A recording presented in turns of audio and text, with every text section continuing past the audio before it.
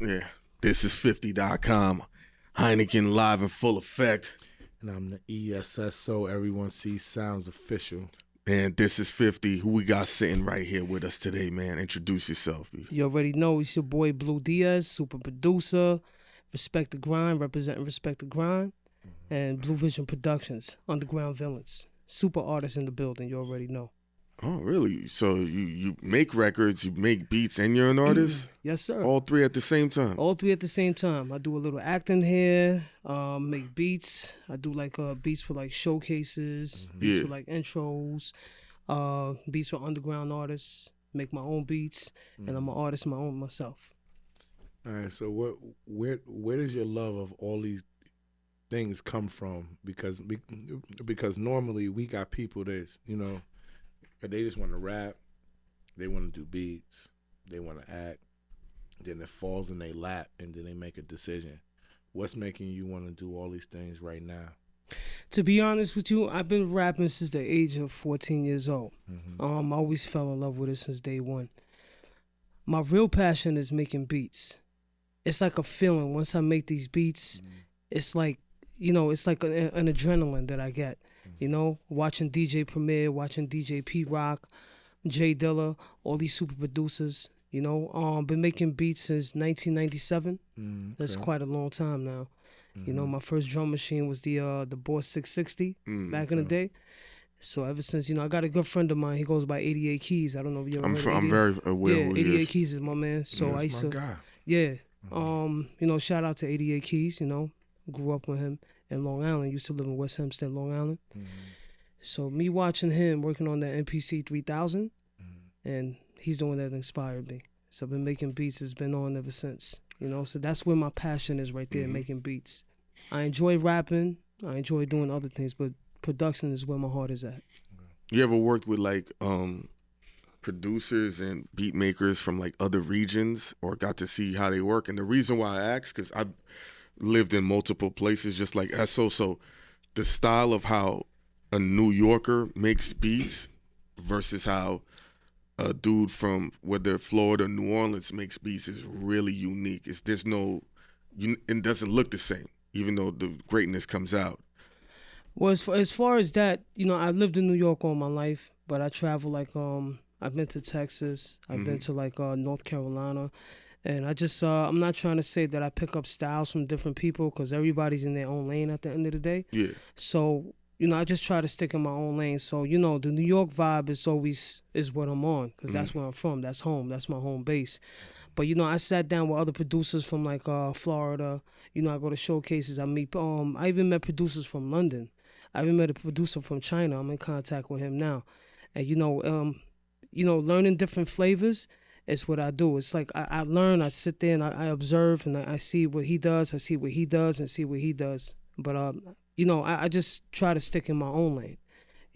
At the end of the day. But as far as like me doing trap beats and me doing boom bap is really where my heart is at. So I like doing trap music as well. And right now I'm starting to learn the drill wave as well.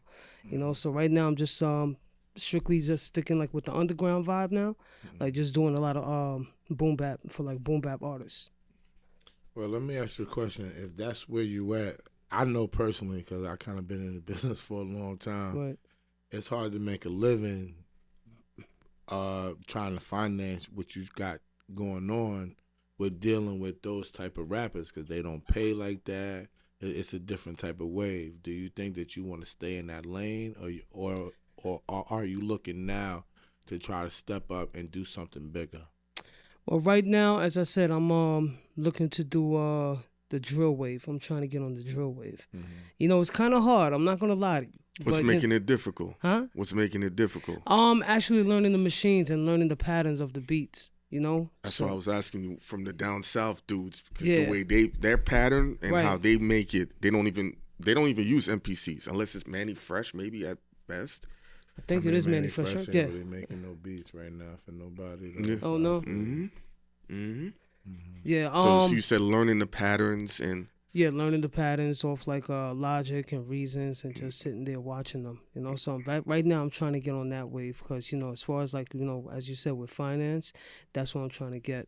But even though, like I said, I'm on the New York vibe. Like I've been living in New York all my life, so it's like me learning the trap. Learning trap is something new to me. Learning the trap wave and the drill wave is something that I really want to do. Even though I love making boom bap beats, I mean it's pretty easy. I've been doing it all my life. But as far as like doing the underground, I like the underground scene. But as far as like me trying to break through like do the commercial vibe and trying to get to like mainstream artists, that's where I have to step it up and learn from other producers where I've been learning so far how to do the trap. Because I see the patterns is real different. Yeah. So what's your plan to get to the mainstream?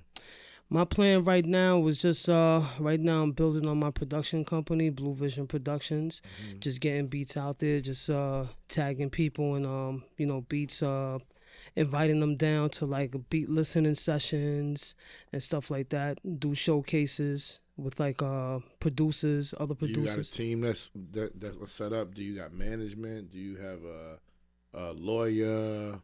An accountant, somebody who can connect the dots for you with some people? Right now, I'm just I've been making a few phone calls and everything, and I'm just getting that into work right now. Okay. Everything's coming into work as far as that goes. As far as the team, I have a team already. I have a team called Respect the Grind with David L. Shout out to David L. Shout out to DJ Shuttle. Even me watching on DJ Shuttle's live. With him with the one and twos and everything. I was like, wow, that's something else I would like to learn how to DJ. I've always wanted to learn how to DJ as well. Yeah, most producers started off as DJs. As DJing, yeah. Not me. I went straight to the MPC. I mean, it makes sense based on the era and everything. I mean, it happens too.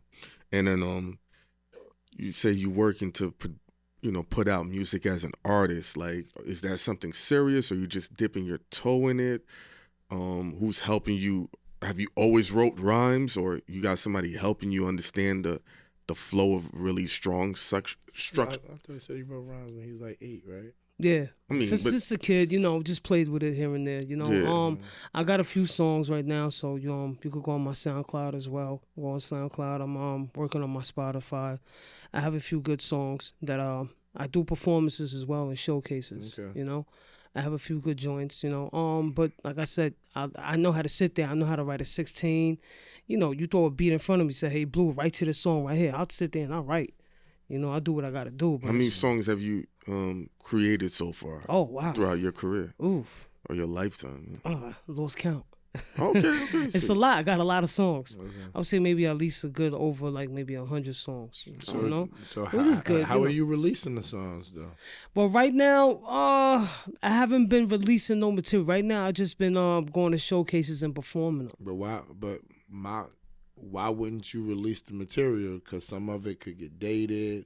Some of it could help to build your following. It could be your calling card for people to come and check you out. Maybe get some streams. Like if you hold on to the music, nobody's never gonna hear the music. And in this day and age, you got to be able to do records and drop records all the time. All the time, constantly. So if you got 100 records, that means you got 100 weeks to be in his ear, my ear, Preacher's ear, etc. Right. So I'm gonna get back to it. What's your plan with the music if you're not dropping it? Well, my plan with the music is just putting them on high platforms. So just to map out like what song is gonna go on what album. Right now I'm just debating what song is gonna go with this one, what song is gonna go on which album. Right now I'm just mapping everything out. I got everything mapped out. Do you think, because he and I be having the battle, do you think you might be overthinking it a little bit too much? Because there's a difference between, hey, letting it all fly out versus, hey, I want to strategically put it here, here, and here while still letting it fly out. Are you back? And before you go to his trick question, you got to have a happy medium with both. I mean, yeah, but who's to say what it is? Because for some people, they can put out 3 songs and they're good. That's some nigga. Like Drake can do 2 songs and he's good for the whole year. He's good for the whole year. Versus a Little Baby. Look at how much music he did when he was on his way up. This is true. He was dropping mixtape, song coming every year. Every year he was coming when he was already established. So my thing to these people is, and I always say this to you, if Drake and Lil Wayne and Nicki Minaj and Cardi B and Megan Thee Stallion, if all these people are major and they have to drop a lot of music, what make y'all think y'all don't have to? I don't disagree. You know what it is? I think the fear people have is the oversaturation factor, and also the other factor of overexhausting the audience. That's where I think people are nervous about. But if you keep doing dope shit, you can probably push through it. So that's why I'm asking you, is that something you're thinking about based on being around the people you're around? Oh yeah, definitely, most definitely. Right now, I'm just thinking about just putting some songs out, and hitting them on major platforms, as I said earlier. Not all in one shot, but like maybe my good songs. I have like You have songs that are not good? Be honest with you, yeah. Those might be the song. Yeah. But I mean, if that might be the that song. they're not good, then they trash. Then they shouldn't be a part of the heap, though. But that's what I feel from my heart. I feel like if a song is not good, I'm not gonna release it. You know what? No, you might as well throw it in the trash. I'm gonna just throw this in. In the Trinidad James, that mega single, that was an accident. He jumped on that shit and just did a joke about it, and it changed his life. It's fucked up to hear. That's not how you really want to go about your career. But did he say he didn't think it was good? He didn't say he didn't think it was good. No. He literally said this was a joke. But he didn't say he didn't think it was good. But if he thinks it's a joke, if somebody comes to you and say, I think this nigga's a joke, you don't think he's successful. No. That's not when Biggie thought that Puffy becoming a rapper was a joke. And then he didn't take him serious. No, that's not true. Biggie was writing Puffy's rhymes and was signing Puffy to his label. That was the big thing. Although it was funny, that don't mean it's not gonna sell. But it's that don't mean it's not going to sell. But it's sold based on a system. This guy really just did, I'm going to do a fuckboy song. But his people put money behind it, dog. It took off on the net. It took off on the net. I remember that. It was one of the first records to take off on the viral, net. And then they put the money behind it. Yeah, because they didn't think, they was just like, oh shit, this bullshit song the same ran niggas through. That had Rich Homie Quan, yo. And just look what happened with that. But they blew it. He made mad money. Of course. Then he fell off. He signed to Motown and caught another bag, and you ain't seen him again. Oh yeah, he good. They got paid. That's the main objective. See, all these people out here want to be fucking famous and not fucking paid. Because they think fame is paid first. That is true. People think if you become famous, you gonna get paid. Mad famous niggas is broke. And we know that. Well, we seen that in the pandemic. I make more money. Or just stunting on the gram like they got it like that. I make more money than motherfuckers that got way more followers than me. They know way less motherfuckers than me. They got followers from West Bubba Fuck. They got 1 million of them. Who gives a fuck? They're not making no money. All right, so when it's time to come outside and it's time to go eat and go buy shit and do shit, you need money to do that shit. That's right. So when I'm asking people, what's your plan to do music? You in all the things that you said to me, you never gave me a plan of actually making money, and that's what separates everybody from this shit. When we was doing this shit and nobody gave a fuck, that's because we wasn't making no money. Once motherfuckers start making some money, then motherfuckers give a fuck, and then they want to see what else that we got going on next. So your plan has to be to get to the bag. To get to the bag in some shape, form, or fashion. In my opinion, I think all them songs, you never know which one can ring off. So even if you think there's a lot of artists that was like, this was a throwaway song. I didn't think it was gonna do anything, and it became a hit. And I just be like, you just never know. So you might be selling yourself short, but let the audience decide. Can't go wrong with that.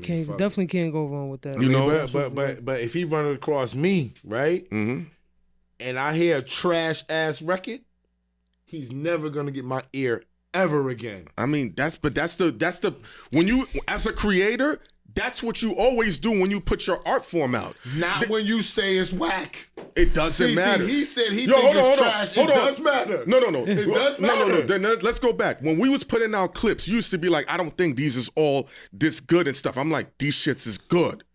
And they were hitting, right? You didn't, because you judge yourself at a certain standard, but That's I'm true. like, yeah. That's true. I remember I used to be like, yo, this shit right here is hot. Even when you did 8 at the table, I said, yo, this shit, you bodied this shit. You like, I did. because artists are hard on themselves. Can I ask y'all a question? Yeah. You don't think when the artist is in the studio, when they, they actually saying to themselves like, wow, this one right here, this gonna be the banger right here. Yeah. This one right here, ask him, because he's been on major records that went triple platinum, so he can give you the when it's the record, J's. Like, it's a business. Yeah. Y'all only look at this shit creatively, right?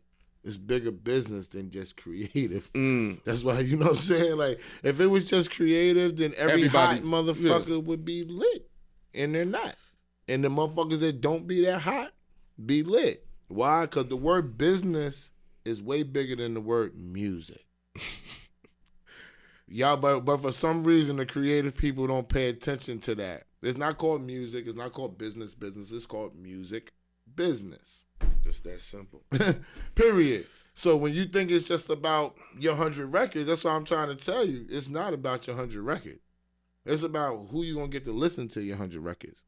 If you have nobody to listen to your 100 records, there's no way for anybody to ever know what's good and what's not. It's looked at as air. Mm-hmm. He says it's cool, but where's his shit? He says he got 100. Where is his shit? Oh, you waiting to do it right? Where is your shit? Oh, you produced for him? Where is it? That's all motherfuckers give a fuck. Where is it? Mm-hmm. I want to hear it. And when I hear it, contrary to what he feels, see, I've been in the business. I've gotten major deals. I set niggas up. Once I hear some trash, you're going to have to pay me to listen to it again. He knows that. You think it's a game. That's why I stopped talking. You think it's a game. You got to take me to dinner. You got to buy me weed. And you got to slide me an envelope. And then I'm going to say, all right, I'm going to listen to this nigga shit again. And then if it's trash again, you'll never ever see me. Ever. That's the music business 101. Ever. And you won't even tell him straight out. No, he'll tell him straight. No. I'm probably one of the few people that will tell you, like, nah, this ain't it. But that's not part of the game. What you want a nigga to tell you? Your shit trash? Why not just be real with me? Nah. Everybody says that. Everybody say that until they hear it. Everybody says that until they hear, this ain't it, bro. Yeah, that shit Then tough. everybody's personal. You could tell me, see, we used to argue about shit. Mm-hmm. He could tell me my shit ain't it. I got 20 years of experience in the business. I know you need somebody to tell you that your shit ain't it. I've been the nigga that telling people your shit's not it. We've done that with each other. He'd be like, yo, how about this you ain't just the not, move. listen, I'm not feeling it. That's the same shit. Yeah, it's the same shit. It doesn't matter. It's just a cute way. Bro, it doesn't matter how you put it, bro. It's still a decline. It's negative. And nobody, for some reason, with creativity, people don't want to hear that. Niggas was calling me, telling me, yo, you need to do something like these niggas that's not even around no more. The CC show. Remember when niggas was calling me? It's like, yo, nigga told me my shit boring. Straight up. Yeah. I said, oh, word. I said, yo, I respect your opinion. I told him this and this and that. Mm-hmm. I said, but listen to what he wants me to be like, the fucking CC show. I ain't got no problem with them, but them niggas not like me. I'm not on that wave, right? But now these the same motherfuckers that's buying merch, telling me I'm the greatest shit to fucking cook food right now. There you go. Follow what I'm saying? But I listen to what motherfuckers say, and I make my fucking adjustments accordingly. But I'm not like the rest of the world. I'll put my shit out there. I don't give a fuck. Niggas know, it doesn't even matter to me. I'm putting it out there. Yo, you gotta tell me, yo, Rand, it needs to be better. Okay, next time it'll be better. But it's still coming out. It's coming out. Still coming out. Yeah. Right. It's coming out because I'm confident. I'm never saying my shit not good when I drop it. Mm-hmm. My shit lit when I drop it. I feel like if you not on top of my shit, then there's something wrong with you. Because we them niggas that's coming. But I'm confident that our shit is dope. Mm-hmm. Period. If it's not dope, I'm not fucking with it. Period. So what if you got 20 people in the room saying that your shit is lit, and then you got one person in the room constantly saying that same? You got, let's say, 11 people. 10 people saying that your shit is lit. Mm-hmm. Then you got that one person in there saying that shit is trash. That shit is trash. Constantly saying your shit is trash. You wouldn't be considered that a hater? That wouldn't be considered because you have to be held accountable when you say fuck shit. So if I come and say this man is not a good father, the math doesn't add up. Where's my evidence? Because everybody's gonna be like, you're full of shit. So if you're gonna be a hater, right, get paid to be a hater accurately. Oh, I'm hating because what? Because your bitch wants to fuck him? Do something about it then. But I've been the only motherfucker in the room to tell somebody that yeah, but here's the difference. Here's the difference, though. You'll tell them why you think it's trash based on legitimate points of views. But versus I'm a hater. But nobody else is even gonna do that. And then I'm gonna walk around and tell all 10 of these motherfuckers why you lying to this nigga. That's a difference. You know it's trash. But what he's talking about is somebody that always wants to be negative versus somebody there's always a negative out the bunch. Yeah, but they have to prove. Show and prove. The same way a nigga say, yo, I'm in the NBA. Show me, nigga. If a nigga's negative out the bunch, you just don't fuck with him. That's it. That's right. It's like, this is too much for me. It's too much talk. He knows I'm not big on talking over and over again. If you're a hater, we experienced that. It was somebody that was very close to me that was doing the show with us. I had to get rid of them. Not nobody else, me. You know what I'm saying? And it was like family to me. And it was like, yo, this is the end of the fucking road. I guess that wasn't cool. It's part of the game. It's business. It's not about it's not about being cool. For some reason with music, everybody think that you gotta be friends. You don't gotta be friends. You have to have mutual respect. That's right. Working respect, and you have to appreciate my talent. We don't have to be friends. It's just luckily that we can go places and me and him can get along. We're lucky. Yeah.